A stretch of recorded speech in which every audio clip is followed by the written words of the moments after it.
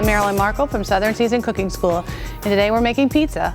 The great thing about pizza is you can put any toppings you want on it. It's a great use for leftovers. If you just have a little bit of chicken or bacon or something like that, you can easily whip up a pizza. The one thing you have to plan is the dough.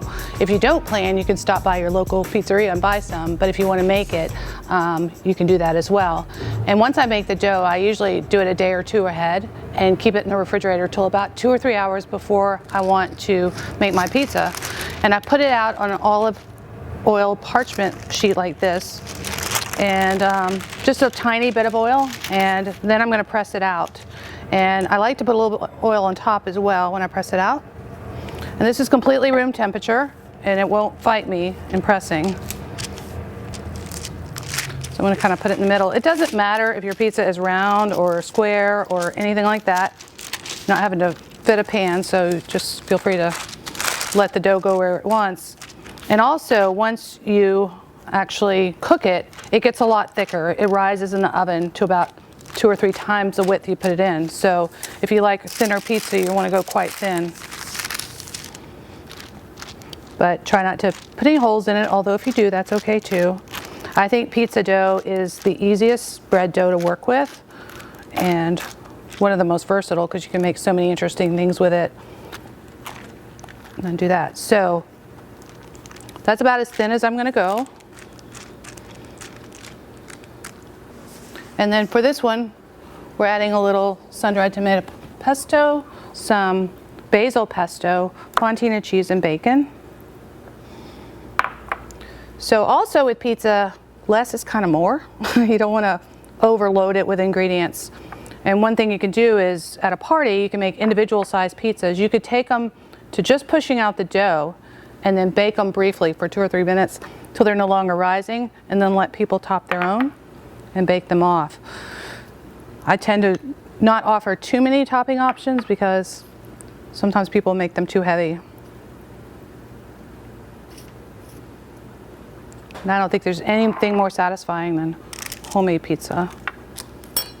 And this is sun-dried tomato pesto. You could also just finely julienne some sun-dried tomatoes. If they're not packed in oil, you want to rehydrate them in water a little bit before you put them on, and then of course drain them. And that's about enough of that. It's got a lot of flavor. Anytime you dry something out like tomatoes or anything like it gets the flavors concentrate a great deal. So then I'm going to add a little bit of bacon. This has been just cooked till it's crisp. And this is applewood smoked bacon, which is delicious. Just want to make sure people get at least a couple bites in their piece of pizza. And then we have fontina cheese. It melts beautifully and has a wonderful flavor. This is where I tend to go a little more.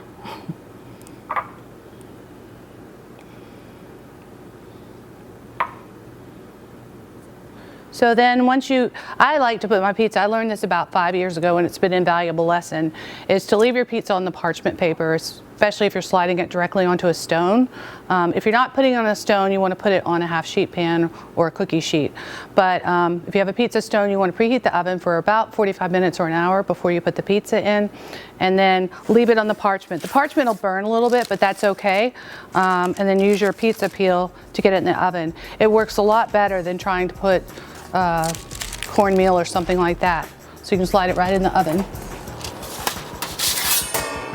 And here's our finished pizza. We baked it at 450 degrees for 8 to 10 minutes. I'm Marilyn Markle with Southern Seasoned. Enjoy your pizza.